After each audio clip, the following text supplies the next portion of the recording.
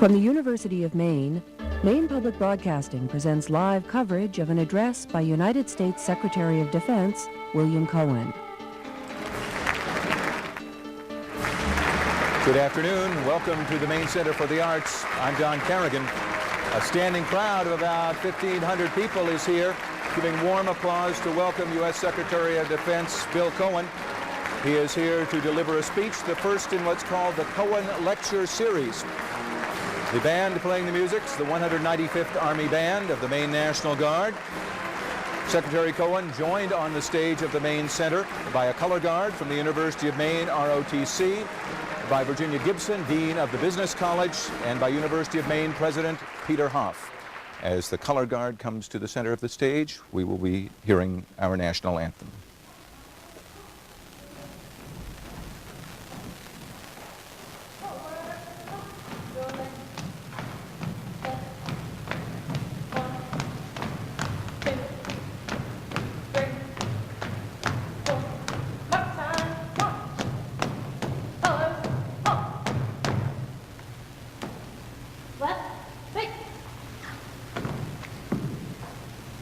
Present arms.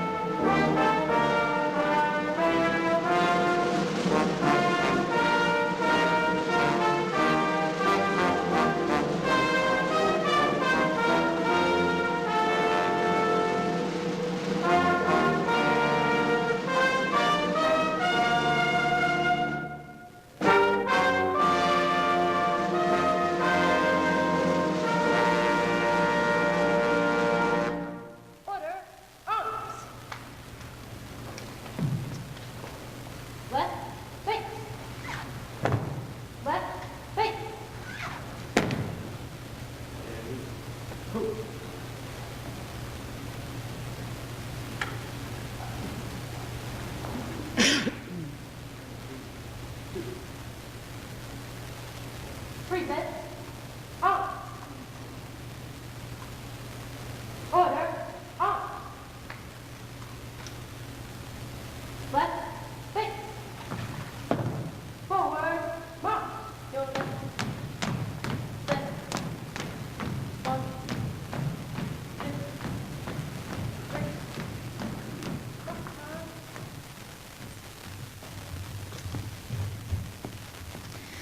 Welcome, and thank you for coming this afternoon.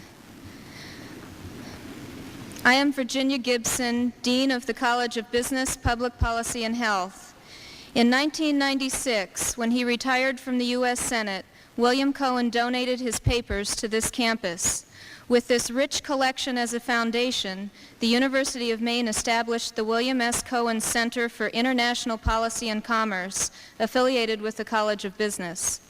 The center's broad mission is to leverage resources within the university to enhance the competitiveness of U.S. businesses, foster understanding of international policy issues, and accelerate the economic development of Maine and the nation through education, research, and outreach activities. Today's lecture is the first of many events that will be sponsored by the William S. Cohen Center for International Policy and Commerce.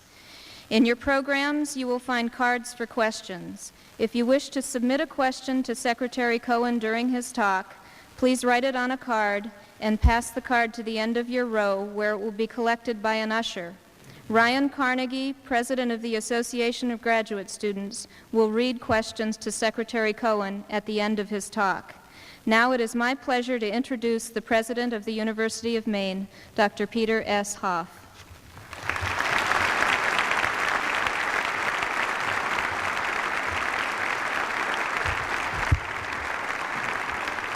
Thank you. Thank you, Dean Gibson, and welcome to the University of Maine.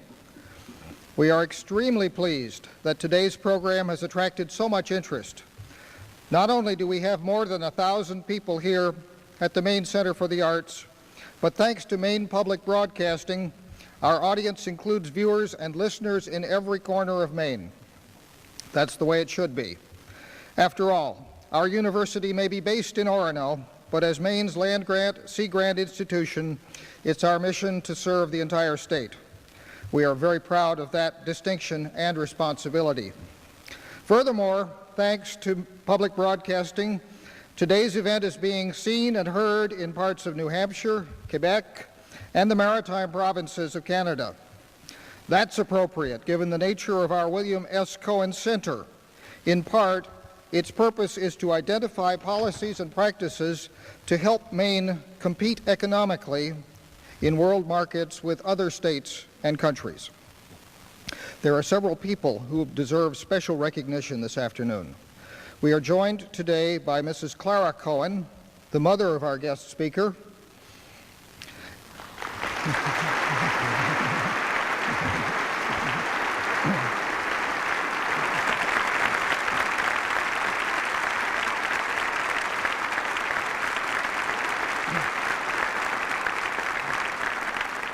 as well as other members of the Cohen family. We're very pleased to have you with us. Also present today are members of our congressional delegation, Senator Susan Collins,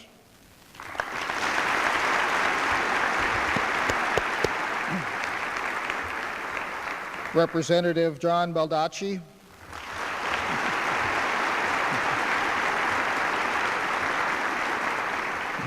and Representative Tom Allen.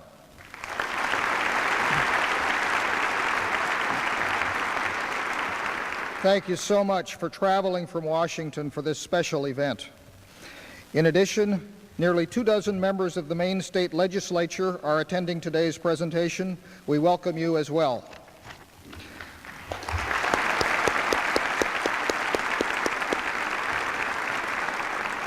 And last, let me also recognize several leaders of our state university system, Chancellor Terry McTaggart,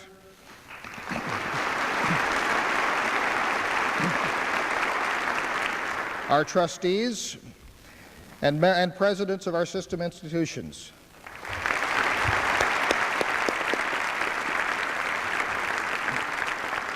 Thank you for joining us. And now a few words about our speaker. Almost 25 years ago, Time magazine published a list of 200 Americans predicted to be the future leaders of our nation. One of those singled out was William Sebastian Cohen, a young congressman from Maine who, among other things, had been both a mayor of Bangor and a University of Maine faculty member. I don't know this for a fact, but I suspect it was Congressman Cohen's University of Maine connection that solidified his place in Time magazine's list of 200.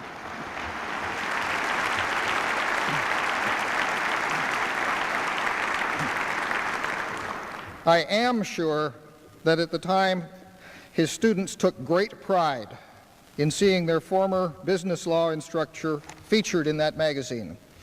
You can imagine the pride they felt a few short years later when the President of the United States nominated their former teacher to be our nation's Secretary of Defense. In a world filled with constant change, tension, and turmoil, Secretary Cohen holds one of the most consequential positions on the face of the earth. Throughout his public life, Secretary Cohen has spoken of the influence his Maine roots and values have had on his view of the world and on the decisions he's made. Given his current position, it's comforting to know that those Maine roots and values are still firmly in place. Ladies and gentlemen, please give a warm University of Maine welcome to the Secretary of Defense, the Honorable William S. Cohen.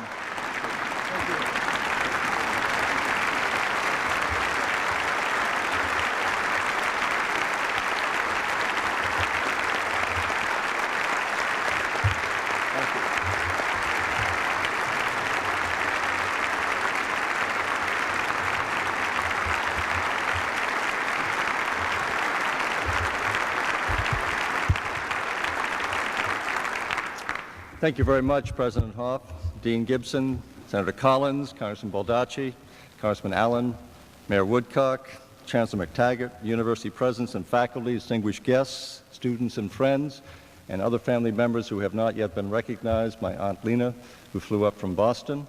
I'd like to thank you for coming.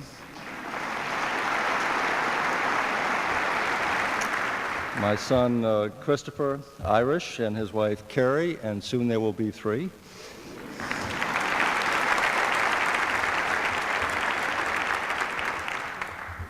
And many of my members of the staff, Bob Tyrer, John Perrineau, Cindy Faulkner, and others.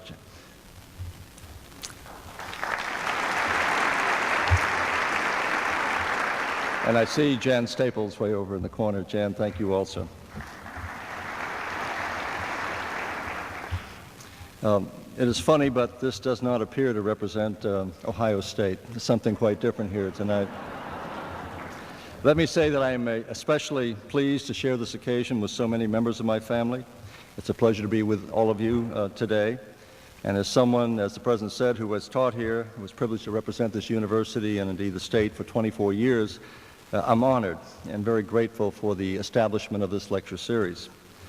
As you know, when I retired from the Senate, I decided that my papers, more than 1,500 boxes worth, would come to the University of Maine because I believe that the product of a public career should go to a public institution. And I am pleased that the university was eager and happy to accept them. I'd like to talk about the subject of foreign policy today. It's not a subject that accelerates the heartbeat of the average citizen, but it's one that I think deserves far more attention than it's currently receiving. First, I might point out that I think it's folly to think that domestic economic issues can be segregated from those involving foreign policy, or that our security can be defined by the geographic boundaries of the 50 states. The world has experienced extraordinary change since I first set out to make my way along life's twisting and unpredictable highways. The year that I graduated from college and began law school was back in 1962. It was perhaps the hottest point in the Cold War. In October of that year, President Kennedy went on television to address the nation and to warn us that the Soviet Union was assembling nuclear missiles in Cuba that were capable of hitting American cities. And tensions were running so high that the White House feared that his words alone might trigger a nuclear exchange. Before the President went on the air, American bombers that were loaded with nuclear weapons left their runways. They swooped along the edges of the Soviet airspace, waiting for the signal to strike. And even now, it's chilling to consider how close we came to catastrophe. We seem to come perilously close to the possibility that Winston Churchill sketched in his famous Iron Curtain speech, that the Stone Age would return on the gleaming wings of science. And for truly, the consequences of a nuclear exchange would have been apocalyptic in scale. And my generation would have become a mute artifact of man's animosities, dimly viewed through history's glass darkly. But today, the world is no longer plunging toward Armageddon. Instead, nations are increasingly moving together in formations of peace. Never has the flag of democracy waved over so many nations. Never have so many nations opened their markets and their borders and their minds to the rest of the world. And thanks to American leadership and aid since the end of the Cold War, the former Soviet republics have destroyed or dismantled more than 1,800 missiles and nearly 1,000 missile launchers and bombers, and they've deactivated more than 4,000 nuclear warheads. And thanks to America's hard-earned goodwill and honest diplomacy, we are establishing more stability and stronger alliances in every region of the world. But this progress should not produce any sense of smug satisfaction on America's part. No generation should mistake its passing success for permanent security. In 1799, more than 2 decades after the Declaration of Independence and just a few months before George Washington died, Thomas Jefferson wrote, "The generation which is going off the stage has deserved well of mankind for the struggle it had made and for having arrested the course of despotism which overwhelmed the world for thousands and thousands of years. If there seems to be a danger that the ground they have gained will be lost again, that danger comes from the current generation." Well, we are at the dawn of another new century, and our generation faces a challenge just as profound, a danger of losing what we have gained in America and throughout the world. And in part, this danger comes from the voices, both on the left and on the right, who would have us isolate ourselves from the rest of the world, wrongly thinking that our progress has become permanent. And what they fail to appreciate is that when America ignores the problems of the world brings them right back to our doorstep.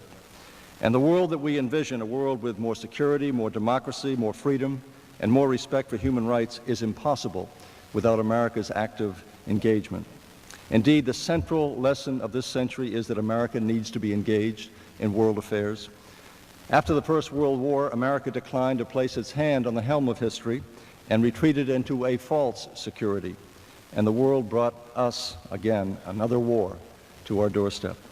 After World War II, we chose to stay engaged in the world, responding to superpower rivalry by creating NATO, the Marshall Plan, and a strategy of containment.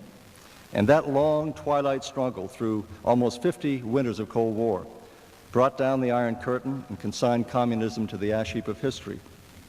And when the Cold War ended and the Berlin Wall was hacked and bulldozed down, many Americans believed that the age-old search for how to best organize human behavior in society had ended.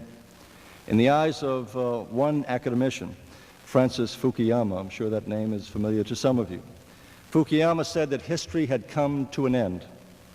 Economic and political liberalism is going to sweep the globe in a new universal culture. And this led another academician, South African Peter Vale, to say, "Rejoice, my friends, or weep with sorrow. What California is today, the world will be tomorrow."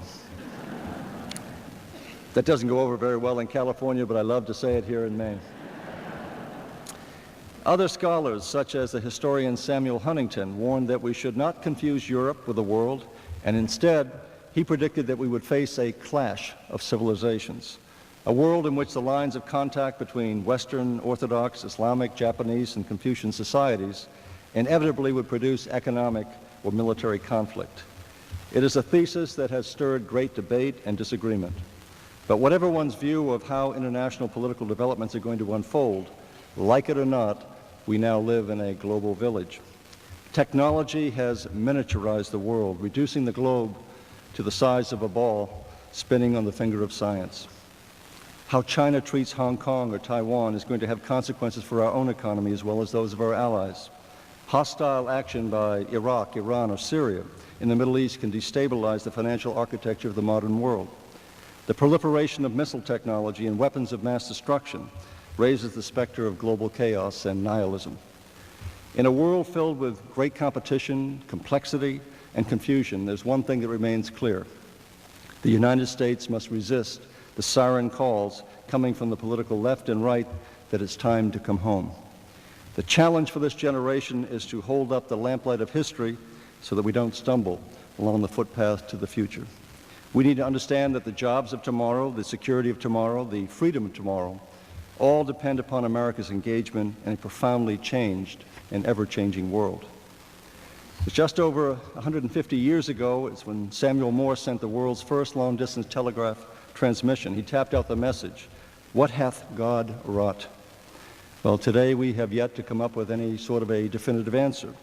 But whenever we try to turn our backs, technology comes up and taps us on the shoulder, holding a message of new opportunities, but new dangers as well.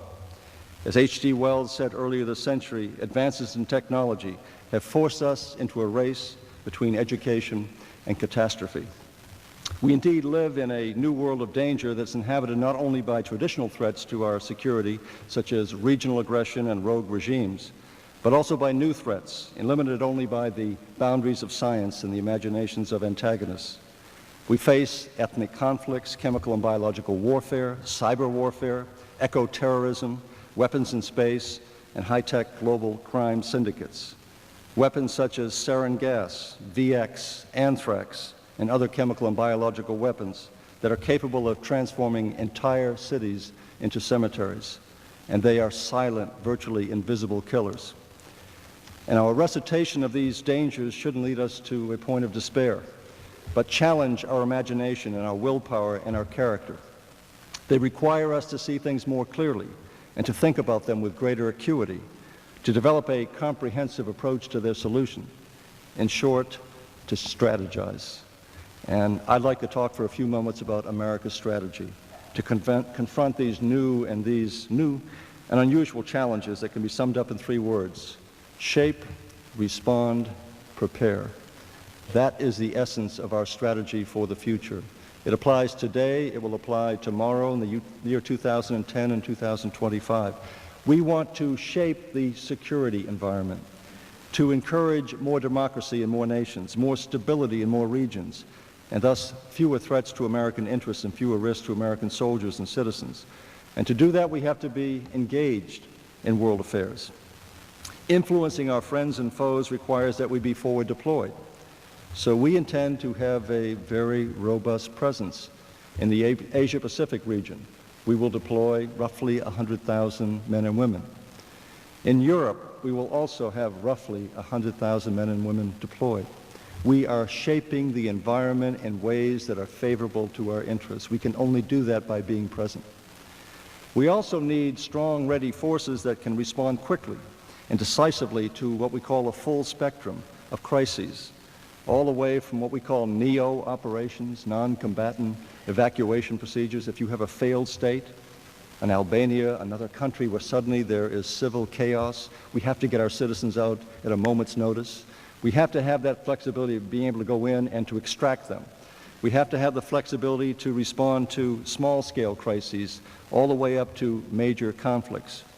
And so for that, we need to have forces that are agile, flexible, responsive in a dynamic and uncertain world, and forces that can descend on and dominate any situation. And we also need those forces that can halt and defeat military aggression by major regional powers almost simultaneously.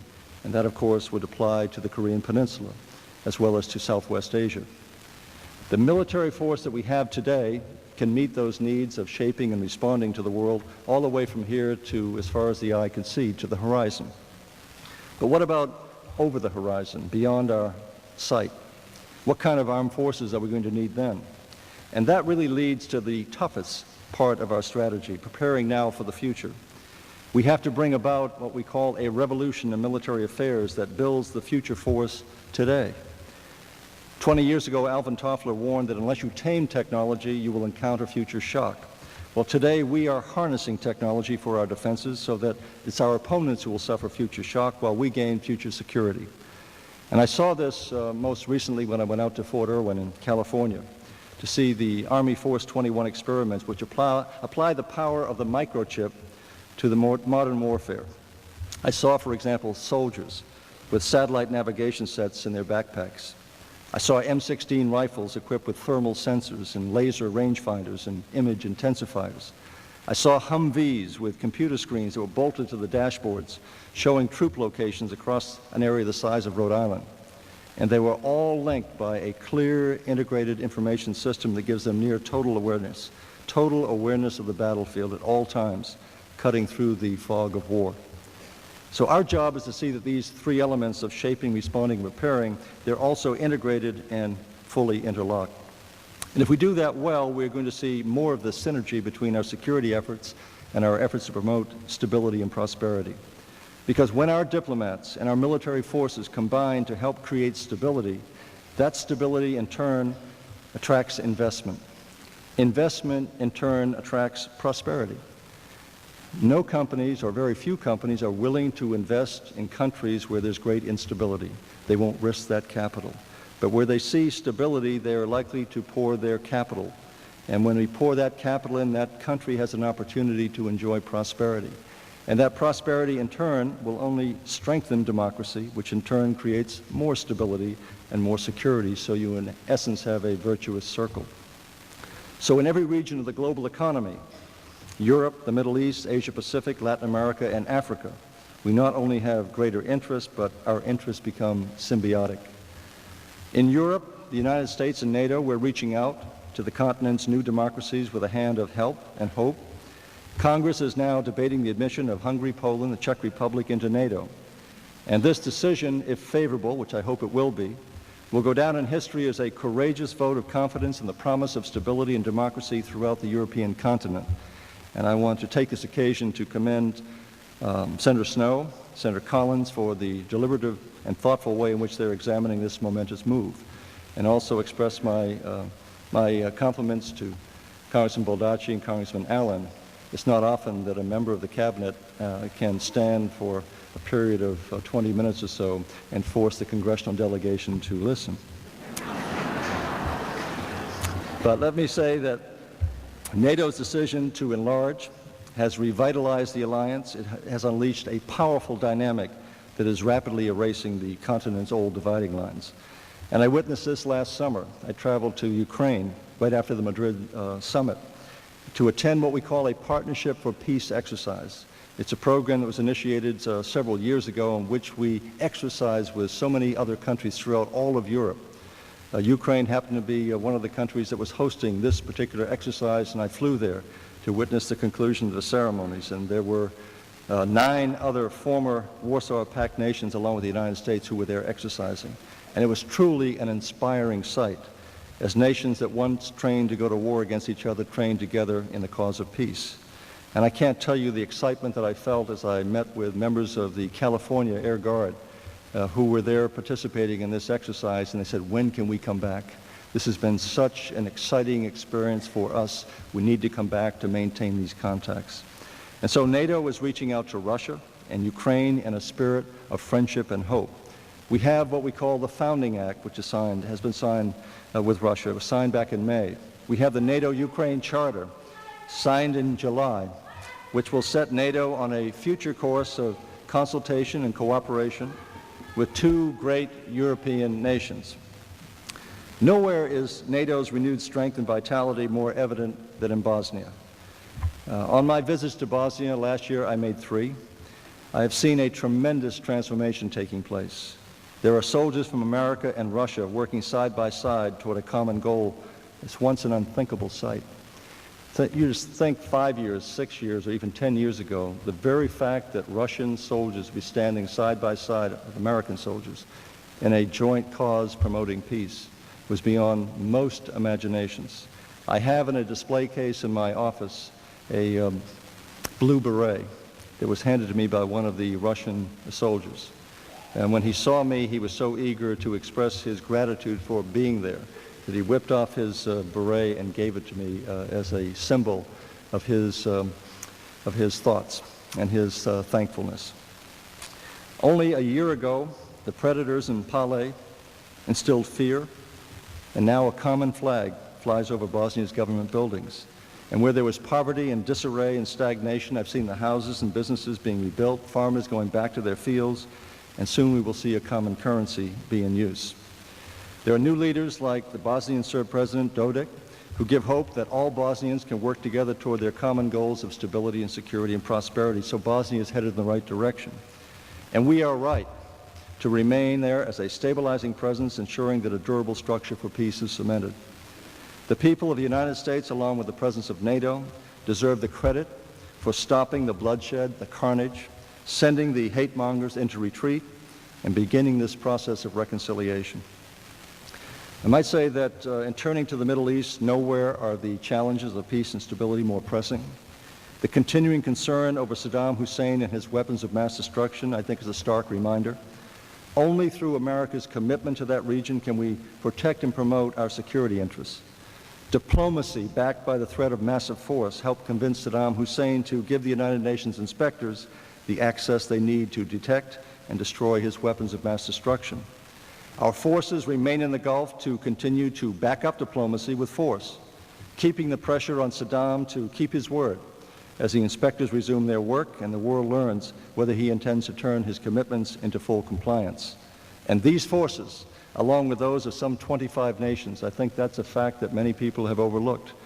You heard about the United States and Great Britain being prepared to use force in the Gulf.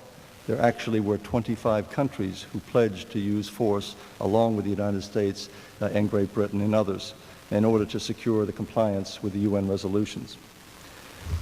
In the Asia-Pacific region, America's engagement continues to be a stabilizing influence on both prosperity and democracy. We have a strong common thread among the national economies and those multinational institutions. They're all interwoven in that region.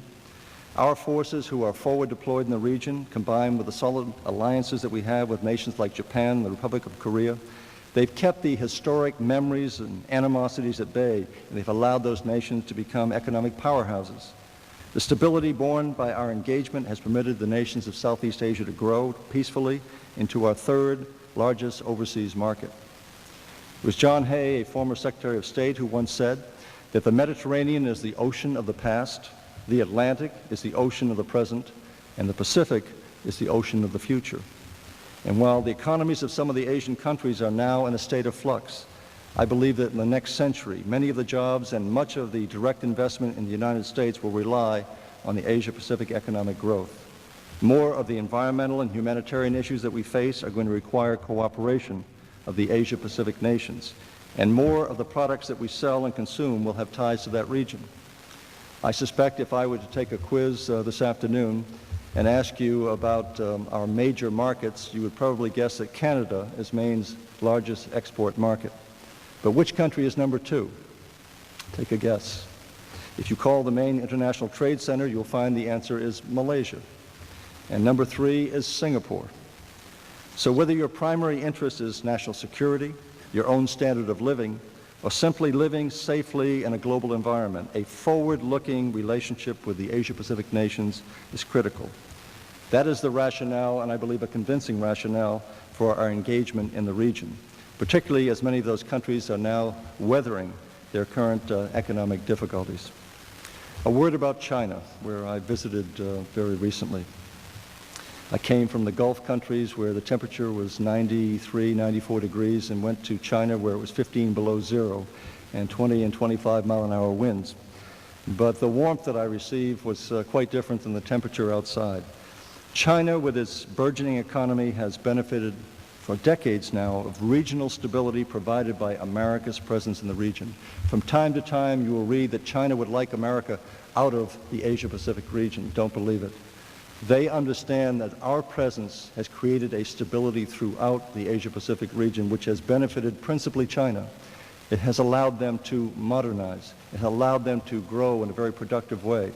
And so they have been a principal beneficiary of that stability, and I think they fully understand it, notwithstanding the fact that you may read some of these articles. But China is no longer an emerging power in the region. It is a power, and rightfully so. The United States doesn't fear this, nor do we view China as an adversary. Rather, we seek to encourage China to step forward as a responsible and cooperative great nation, unique in its identity, but more open on security issues and more respectful, certainly, of international law. The summit last year between Presidents Clinton and Jiang Zemin gave great hope that our two nations can cooperate more on issues of stability, security, and prosperity. And a key factor in this equation, of course, is sustaining the consensus for far-sighted economic policies that support growth and stability and trade, with such factors as most favored nation status for China. But if we're going to sustain a regional policy of engagement that combines candor and cooperation with vision and patience, both America and the Asia-Pacific is going to benefit. But of course, vision and patience are often quite scarce commodities in any democracy, especially in the absence of a direct threat to a nation's security. But as we close out what Time magazine founder Henry Luce dubbed as the American century, vision and patience are traits that we sorely need, especially if we're going to lead the world into the next century. It was before the Second World War that Henry Luce's wife, the reporter and later Congresswoman and ambassador, Claire Booth Luce, who wrote that America faced 3 roads. The first was the road for victims, those who became victims because they closed their eyes and turned their backs to evil, seeking isolation from the world. The second was the road of accommodation, a road taken by opportunists and appeasers who, in the face of danger, opted for peace at any price. And the third was the road of liberty and justice for all, a very hard, narrow, and straight road that was chosen by few. But she noted that this was the best road to take, even if it was the most dangerous in certain places. And her words echo down through the ages to all of us, because the hard choices America faces throughout the world test not only the wisdom of our leaders, but the will of our people. We must state clearly, in an age when words circle the globe at the speed of light, when email reaches our troops in Bosnia as easily as it reaches your friends in Boston, the United States will not isolate itself blindly or ignore the world's problems. And I know that it may be what I would call chauvinistically satisfying to demand that the United States depart the Pacific and leave the Asians to resolve their territorial or geopolitical differences, or to let France and Germany undertake to stabilize Eastern Europe on their own. But we shouldn't permit winged rhetoric to obscure either history or logic. America has no choice but to remain deeply involved in foreign affairs with diplomats and gunboats alike. We don't have to become the world's policeman, but it is equally imperative that we never allow ourselves to become a prisoner of world events. And I think it is palpable nonsense to believe that we can simply walk away from the world and return to a protective cocoon of the continental United States and watch events unfold on CNN. The poet W.H. Auden reminded all of us that we all sway forward on the dangerous flood of history, which never sleeps or dies, and held one moment burns the hand. America's hands need not be burned again to realize that we can't walk away from the world, because the world is not going to walk away from us. Joshua Chamberlain, one of Maine's greatest statesmen, he once wrote that we know not of the future. We cannot plan for it much, but we can determine and know what manner of men, and let me add, of women, we will be, whenever and wherever the hour strikes that calls us to noble action. None of us can know today when the hour will strike or what the challenges for the next generation are going to be. But we can determine to meet those challenges with both nobility and enlightened self-interest, understanding that no person or nation can be an island. And to preserve our rights here, we must regard the world beyond our shores with a sense of personal responsibility, an assumption of reciprocity, and an enduring pledge of personal resolve. Winston Churchill once hosted a dinner for the journalist Stuart Alsop. I don't know if you remember reading Stuart Alsop. He and his brother Joseph were quite well known back in the 60s.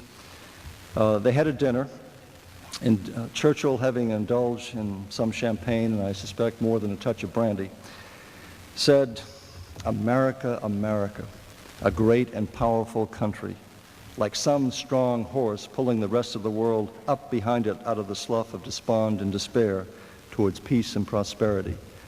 And then he fixed some very cold blue eyes on Alsop accusingly, and he said, "But will America stay the course? Will America stay the course?"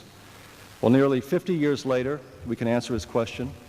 America has stayed the course because that is our responsibility. America will stay the course because that's our destiny. Thank you very much, ladies and gentlemen.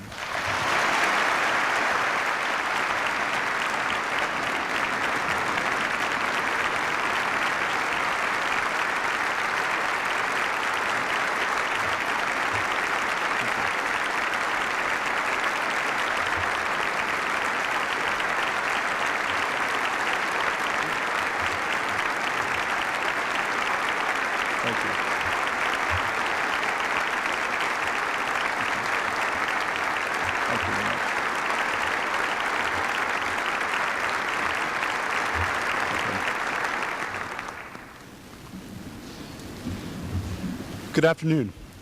My name is Ryan Carnegie, and I'm a graduate student in the University of Maine School of Marine Sciences and the president of our Association of Graduate Students. At this time, we will begin our question and answer session. Questions have been gathered from throughout the audience. Secretary Cohen, does the United States have a moral obligation to provide military support abroad, even if no U.S. economic interests are at stake? I believe the United States has an obligation to do what I suggested. We need to shape events and people and places in ways that benefit the United States and the values that we treasure. We can only do that if we, in fact, are present. I will tell you from my own experience, every nation that I visit today is eager to embrace the United States. They come over minister by minister. Just this week I met with King Hussein, had dinner with him, and then entertained him in the Pentagon itself. They are eager to find assistance to provide for their security. They are eager to identify with us. I went to Singapore recently, and a few years ago perhaps the Singaporeans would not have been as eager to welcome the United States, but they're building a new pier that will be completed in 1999, and the first thing they said when I arrived, "We want you to know that your aircraft carriers are welcome here."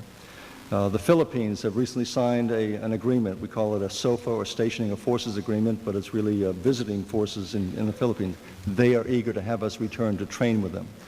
Whenever we come into contact with other militaries, whenever our diplomats come into contact with their counterparts, we are conveying an impression about the United States, a very positive one. If I could just take a moment, it's a long answer to this question, but tell you how proud I am of the men and women who are in our military. They are the best educated, they are the best led, they are the best trained, they're the best equipped military in the world today. And they send forth a very powerful message of diplomacy. People are eager to be like them. Every minister that comes to see me, how can we have an NCO corps like you? How can we develop officers like you have? How can we have the kind of standards that you have in your military? And so I think it's important that we provide support globally, that we try to build nations, militaries that are consistent with our values by saying you have to have a military that is subordinate to civilian control. You have to have a democratic system. You must have high values on human rights, and you must stop human rights abuses. And if we can help train you, if we can help train you to do that, then you will, in fact, be successful in persuading people to be more like the United States rather than less. So I would disagree with some of the voices we're hearing today that the way in which you influence people is by ignoring them or trying to stifle them, but rather by embracing them, you bring them into life.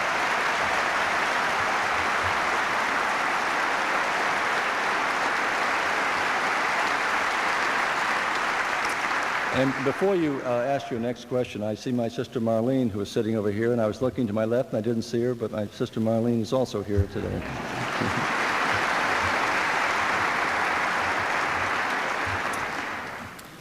Secretary Cohen, we have a lot of ROTC students here today. What could you say about the effects of downsizing of the military on their future careers? Well, we have had to downsize our military because we no longer have a Cold War. And obviously, we cannot afford to carry the kind of military that we had during that period of time. What I have tried to do in recommending lower numbers is to make sure that we don't take those men and women who are in the forefront, who are at the head of the spear, so to speak, from our military, but rather look for either civilian or support activities where we can downsize. So we have downsized in an effort to save taxpayer monies while still carrying out our global responsibilities. But to the students of ROTC who are here today, let me assure you there is still a lot of room left for the best and the brightest, and we hope that you will look forward to joining the military. We're always eager to recruit the finest that we have in our country, and not only to recruit you, but to retain you. So there's plenty of room left, and for those of you who are eager to come in the military, we're eager to have you. The President recently relaxed several restrictions on Cuba. From the defense perspective, does Cuba still constitute a significant risk to the United States? Have our resources in this arena been decreased, and if not, should they be? Well, the President took a very bold step recently to try to reach out and provide greater humanitarian assistance to the Cuban people. It's quite controversial, and I'm sure it'll be debated in the halls of Congress, and perhaps Congressman Allen and Baldacci and Senator Collins will be very deeply engaged in that debate. There has been an attempt to exclude Cuba from the world community as such, or our relationship with Cuba, by virtue of their practice of centralized control over their people, the lack of individual freedom, some of the more repressive practices. But President Clinton, and I haven't talked to him about this, but he obviously has come to the conclusion that greater contact will help alleviate the situation and perhaps build a country that more appropriately reflects the ideals that we share. So that's something that will be very controversial, but I think quite welcome by some. 10-year-old Drew McDermott asks, how many people work in the Pentagon? Well, I won't give you an exact figure, but roughly 23,000 people come into the Pentagon for work every single day. Can you tell us a little about the policies of the Defense Department and the State Department, or how are they coordinated? The two departments appear to be working together more than in the past. Is this true, and how does it affect policy? The answer is it is true. We are working together. I share a strong friendship with Secretary Albright. We meet at least 3 or 4, sometimes more often. times during the course of a week. During the Iraq crisis, we were meeting sometimes 3 or 4 times a day at the White House.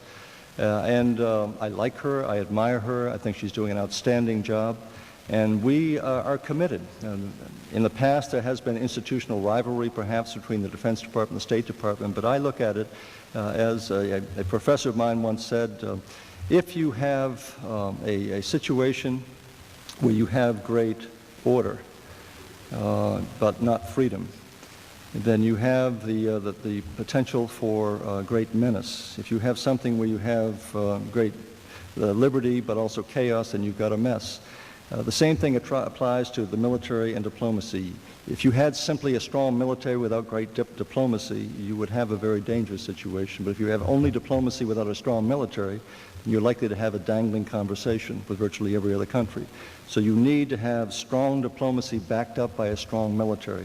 That's precisely what we saw in Iraq, that Kofi Annan said when he visited Washington. I met with him twice last week, that he could not have achieved the agreement that he achieved without the presence of the United States, without our demonstration of the willpower and the ability to carry out a military option if necessary. He would not have been able to reach that agreement. The same is true with Secretary Albright. As she travels the world, she depends very much on having a strong, ready, capable, and powerful military in order to negotiate agreements. As famous expression, axiom, you cannot achieve at the bargaining table what you cannot win on the battlefield.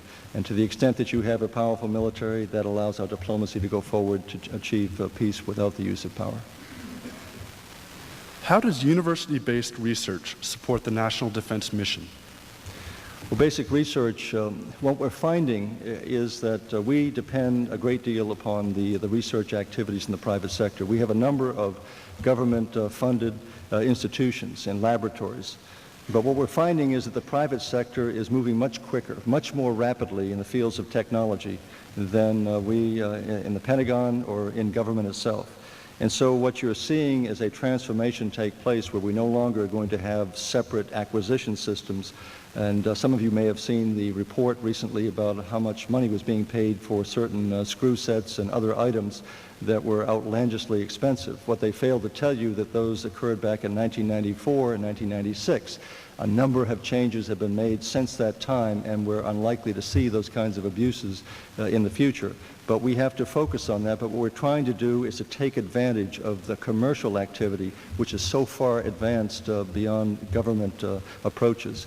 When my final year of the Senate, I was successful in passing a bill which really will try to revolutionize the way in which we acquire technology.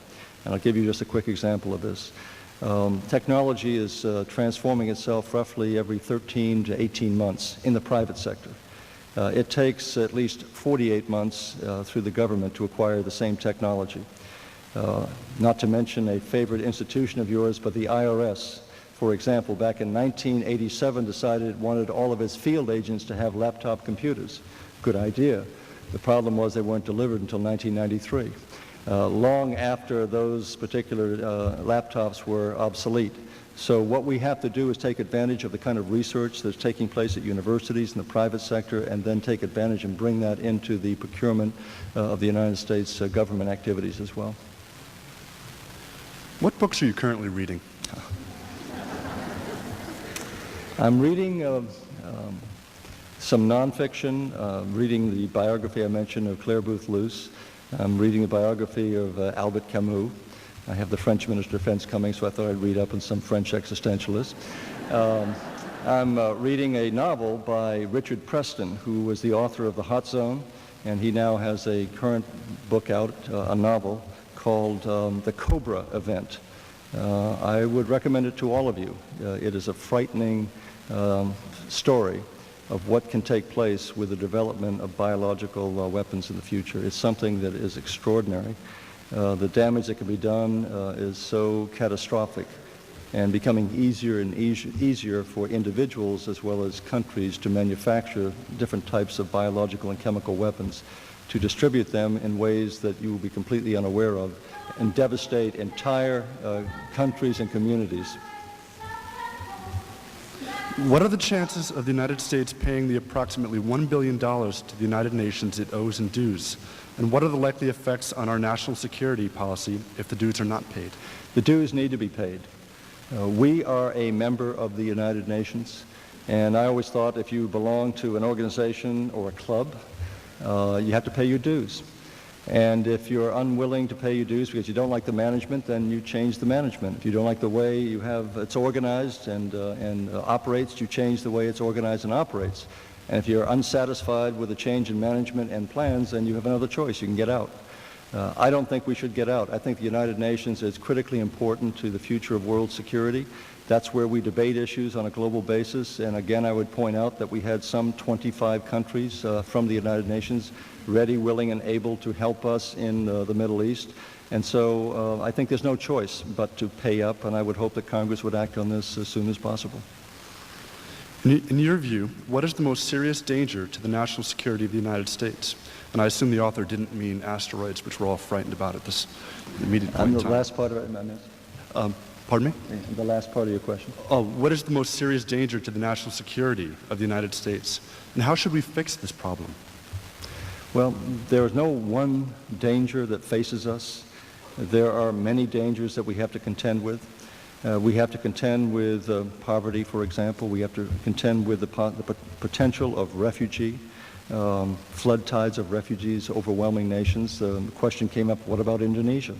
Indeed, what about Indonesia? Indonesia has a population of how many people? 210 million people. One of the largest Muslim populations in the world. Every country in the region of Asia Pacific is worried about what is taking place in Indonesia. Because if that economy collapses, if the country fails, if you see a massive crackdown in order to maintain order and discipline, you're going to see a flood of refugees going where? To all the other countries in the region who can't handle it. And that in turn will have an impact upon their economies.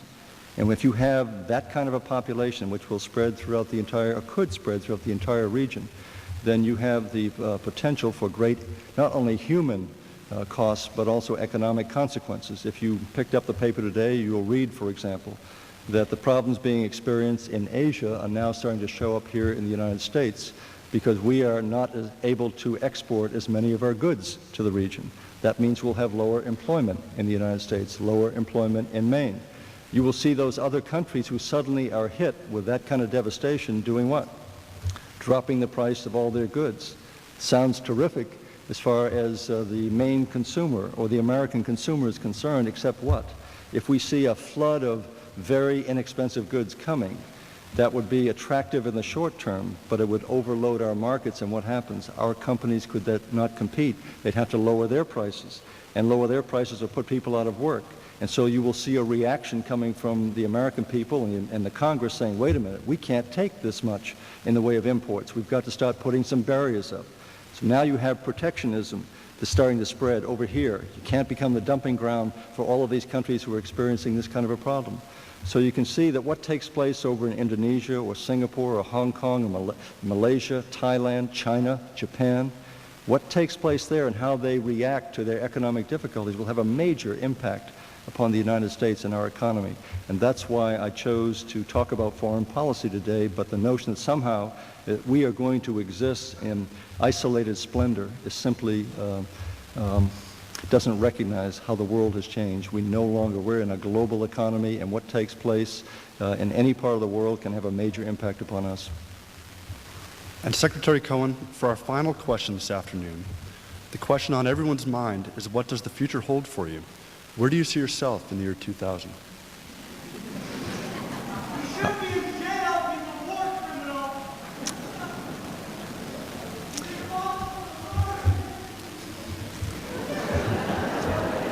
You know, what?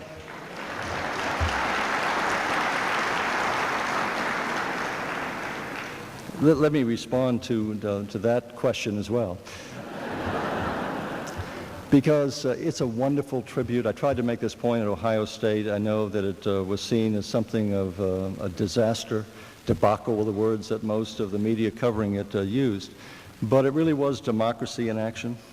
I wouldn't recommend that kind of a format for a town hall meeting that you're broadcasting worldwide on CNN, given those kinds of restrictions. I think a town hall meeting should be much smaller, more selective, while still having a cross-section of people, and much more organized in terms of formalizing the questions as we're having them now. But it was a wonderful exercise in democracy, because there are people who obviously disagree with me and disagreed with us during the course of that meeting. But what you saw was democracy in action, people having the right and the freedom to voice their opinions about us. And what I tried to make the point is those same individuals, or any in here, were they to raise that kind of a voice to Saddam Hussein by way of example, they would be executed. That's one of the great tributes that we say of this country. No government official, no individual is above the law. No one is immune from criticism, and we are the great beneficiary of that tradition. So I never take offense to questions that come up that raise these issues of people who might disagree with my opinions. But what we really have to continue to, I have 3 or 4 minutes.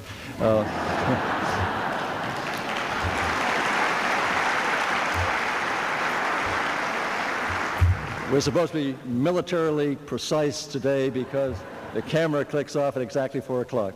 Let me simply come to the real answer to your question. I really don't have any idea what I'm going to be doing in the year 2000, but I fully expect to become a private citizen. I was hoping to become a private citizen when I left the Senate. When the President offered me this opportunity, I must take this occasion to praise President Clinton for having the courage to offer a Republican an opportunity to serve in his administration. That was a very bold step on his part. And I will tell you that the only thing he said to me at the time is, I want to build a bipartisan consensus about national security in this country. And if you can help me do that, then you'll make a great contribution. And so it's something that I've been working at very hard. I'm pleased to do it. It's an extraordinary job. It's very demanding. It's the most exhilarating thing that one could indulge in, to be able to represent the men and women who are serving us in uniform. And by the year 2000, I'm sure I'll be ready to step into those shadows of anonymity and enjoy a quiet, private life. Thank you very much.